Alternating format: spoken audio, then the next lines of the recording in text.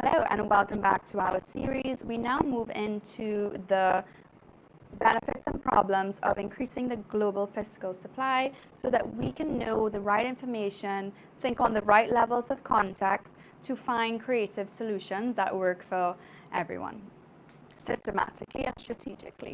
So we've reached the upper middle income levels. So that's professionals, business owners, and skilled workers. So the benefits of an increasing fiscal supply in the world would increase investments in long-term assets. So education, real estate, startups, stronger consumption, fueling growth in sectors like travel, tech, and leisure. Economic stabilizers. So this group can employ others and multiply money's velocity. Problems. Overheating sectors. If too much cash flows into real estate or say cryptos or digital assets, it can create bubbles. Widening domestic inequality. If they leverage new capital better than others, wealth gaps inside countries could widen. Exported inflation. In developing countries, their spending might make essentials more expensive for poorer groups. Now, to really chat about this, I don't see this as too much to expand on because I feel like this level is pretty straightforward. The bubbles, I feel, an overheating sector. If you have additional comments on that, please expand for me because I don't see a problem with creating these kind of bubbles unless it's being used for like abuse or abuse of power.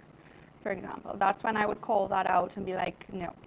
And I don't feel like there should only be a certain amount that only some people get access to. But it could be that if you reach a certain level of like lifestyle points and you're contributing to society, plus you have the education, plus you're a skilled professional, that you have access to certain bubbles because of the IQ level. I can see that as something in terms of IQ level and access to fiscal opportunities to make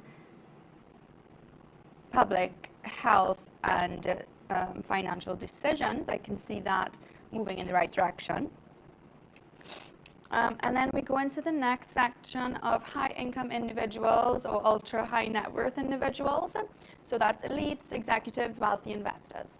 So the benefits for this group are increased capital for innovation, can fund R&D, scalable businesses, and get into philanthropy. I do love philanthropy. Global investments can grow economies in emerging markets, stabilize financial systems. If deployed reasonably, their capital can anchor long-term stability. Now, at this level, this is where it gets exciting because you might be a super genius or super high IQ or EQ or, not even necessarily that. You could just be a really skilled hand worker who's able to scale on that level of wealth. But when it comes to having more capital at this level, it becomes way more fun because that level of wealth usually comes with a level of intelligence that you can build more and have fun developing projects. And that's usually at that stage where you find your joy and purpose after kids and grandkids and real estate, that having extra projects to think about so that you're not just going straight into Alzheimer's, dementia, and diabetes. You have creative projects and solutions to try to keep your mind, brain-body connection active to help reduce aging and move into more longevity. For example, you might even want to invest more into anti-aging technologies. And again, the innovation aligned with benefits to the human physiology, biology, I feel are a good way to, I don't want to say divest, I'm not sure the word I'm looking for there. You can fill me in on what you think. Problems. Asset inequality magnified.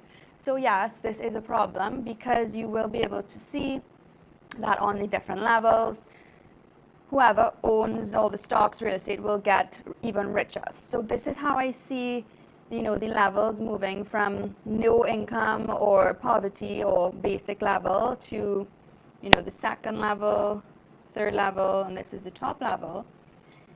The billionaires or multimillionaires will go into either multi-billion and trillionaires, which I don't see necessarily as a problem to go, so that it gives room for the ground zero to reach millionaire status, and then the millionaires to reach multimillionaire status, and then the multimillionaires to reach billionaire status, and then the billionaires to reach multi-billionaire status.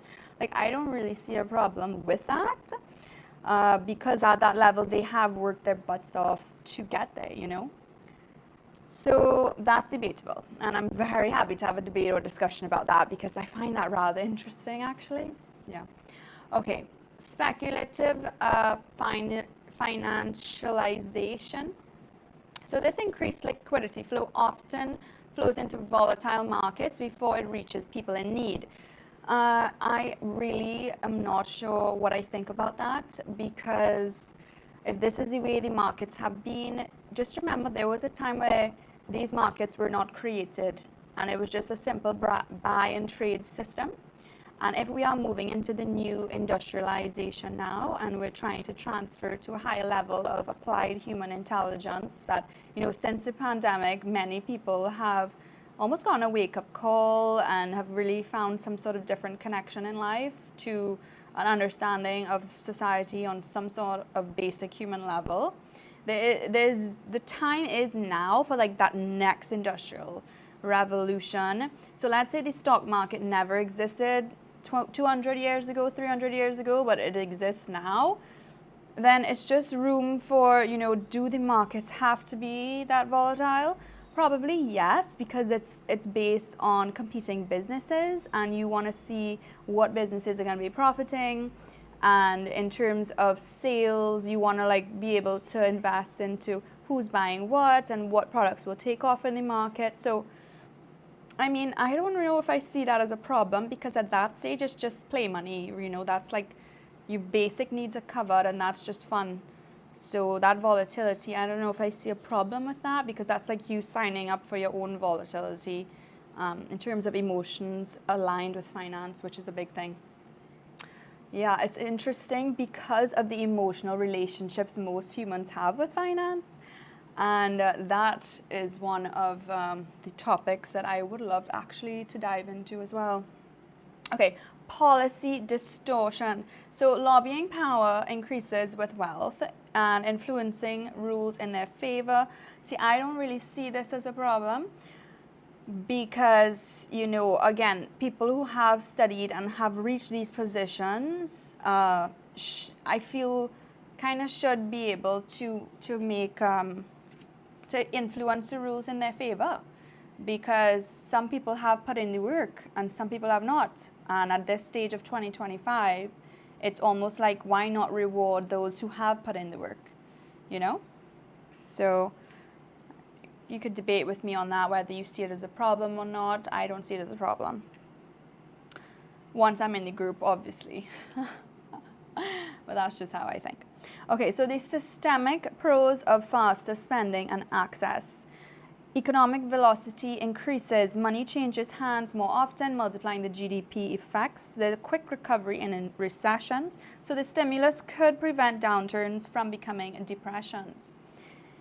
Depressions were a thing of the 1920s. I don't feel like it's relevant in 2025 that should continue to be existing. I don't know the details of how long it takes to change these systems on a policy level, but with technology today, I feel like things could move a lot faster than it used to, if we had a decision where we found an agreement, And then wider innovation spread. So more people with money, more ideas, more startups being tested, and more solutions being created for global problems. And the cons, inflation, currency devaluation, short-termism, inequality paradox. So we're going to explore more on this again. I'll see you in the next episode.